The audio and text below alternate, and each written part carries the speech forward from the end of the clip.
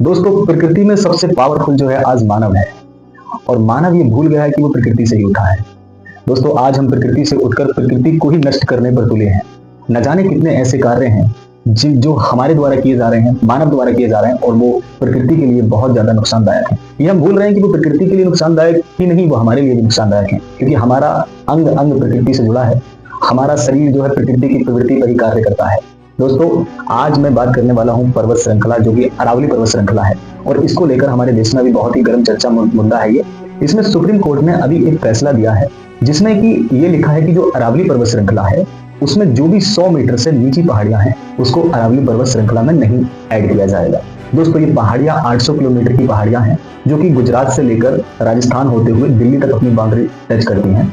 और ये बहुत कह सकते हैं भारत की सबसे प्राचीनतम पहाड़ी है, और विश्व में सबसे प्राचीनतम पहाड़ियों में से एक है।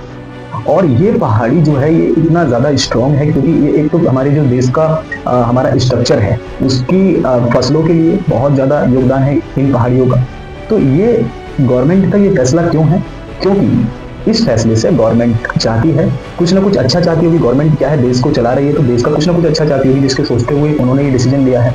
गवर्नमेंट का ये डिसीजन इसलिए था क्योंकि वो चाह रहे हैं कि भाई जब ये अरावली पर्वत श्रृंखला हटेगी, तो यहाँ पर जो यहाँ से पत्थर निकाला जाएगा, बालू निकाला जाएगा, ये सारी चीजें जो है कंस्ट्रक्शन के काम आएंगे, और यहाँ पर बिल्डिंग्स या फिर बड़े बड़े व्यापारी आएंगे, यहाँ पर अपने अपने बिल्डिंग्स, होटल्स यहाँ पर बनेंगे, और यहाँ पर कह सकते हैं कि शहरीकरण होगा, जिससे कि विकास होगा। जैसे दिल्ली सिटी, ऐसी कई सारी सिटी बन सकती है। बहुत लंबा ये एक कह सकते हैं एरिया को घेरी हुई है। तो ये इनके पीछे एक मानसिकता है कि हम विकसित भारत बना रहे हैं। तो विकसित भारत यानी भारत में जो मानव रह रहे हैं, उनकी सहायता के लिए इन पहाड़ियों को हटाना जरूरी है, ऐसा सरकार की समझ है, ऐसी सरकार की सोच है।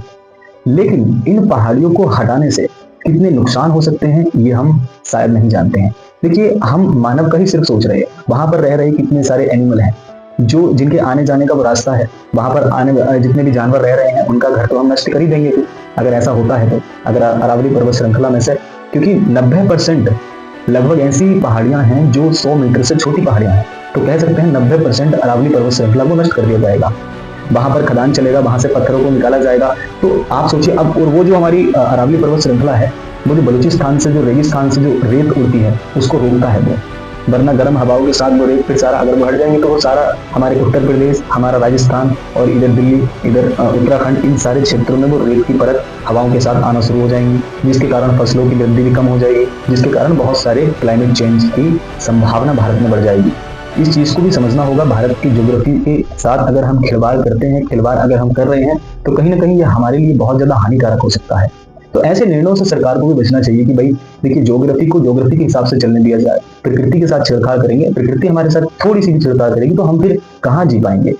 तो भाई देखो, प्रकृति की चीजों को आसानी से और उनको सुरक्षा देने के लिए वन विभाग है, लेकिन इसीलिए क्योंकि भाई नियम को नहीं टूटे, इसीलिए उन्होंने ये नियम बनाया कि भाई जो भी 100 मीटर से छोटी है, उसको हम उसमें काउंट नहीं करेंगे। अगर काउंट नहीं करेंगे तो वन विभाग के जो नियम कानून है वो उस पर लागू नहीं होंगे। अगर लागू नहीं होंगे तो भाई उस पर कोई भी कुछ भी करेगा, सरकार उसमें इंटरप्ट नहीं करेगी, इसलिए उसको करा है। ऐसा होने देंगे नहीं, इसके चलते बहुत सारे प्रोटेस्ट चल रहे हैं। इसमें आप सबका भी क्या मानना है? अगर ऐसा होता है तो ये देश के लिए सही बात तो नहीं है। इसलिए पर्वतों को, पहाड़ों को, नदियों को सेव कर रखना, साफ रखना, ये हमारा उद्देश्य होना चाहिए। पक्षियों के बारे में भी सोचना चाहिए, उन एनिमल्स के बारे में भी सोचना चाहिए जो उन वन में रह रहे हैं, या उस वन में जितने सारे जीव जंतु हैं, उनके जीवन के बारे में भी सोचना चाहिए। मानव हो गया है ना, वो अपनी ग्रोथ के लिए सब कुछ नष्ट करता जा रहा है, तो हमें सबके बारे में सोच के चलना है। इस वीडियो के माध्यम से मैंने यही बताया कि भाई अरावली पर्वत श्रृंखला के मुद्दे को और ज्यादा शेयर कीजिए, और ज्यादा इनको प्रमोट कीजिए, सारी चीजों को उठाइए, क्योंकि भाई जब हम अपनी प्रकृति के साथ खड़े होंगे तभी प्रकृति हमारे साथ खड़ी होगी। और ये मुद्दा इतना ज्यादा क्यों नहीं चल रहा है? क्योंकि पावर जो है भारत में 10% लोगों के पास है, और इस पर्वत श्रृंखला के नष्ट होने से 10% लोगों को ही फायदा है, और जो 90% लोग हैं, चाहे वो राजस्थान के, पूरे भारत के, क्योंकि अगर ये ऐसा होता है तो पूरे भारत पे इसका इफेक्ट पड़ेगा। तो जो 90% जो भी पीपल हैं भारत के, उनको इससे नुकसान नहीं है। तो पावर जब 10% के हाथ में, तो वो 10% पूरा कंट्रोल करे हुए हैं, इनको मैनिपुलेट कर रहे हैं, इस चीज को ज्यादा फैलने नहीं दे रहे हैं। तो गवर्नमेंट भी अपनी पूरी पावर लगाएगी। इस पर ये मुद्दा बहुत लंबा चलने वाला है। हो सकता है बिल ये वापस ले, इसमें बिल में कुछ करेक्शन करे और अरावली पर्वत को सेव करे। तो हम सब यही है कि भाई save Aravalli, save India. Thank you so much.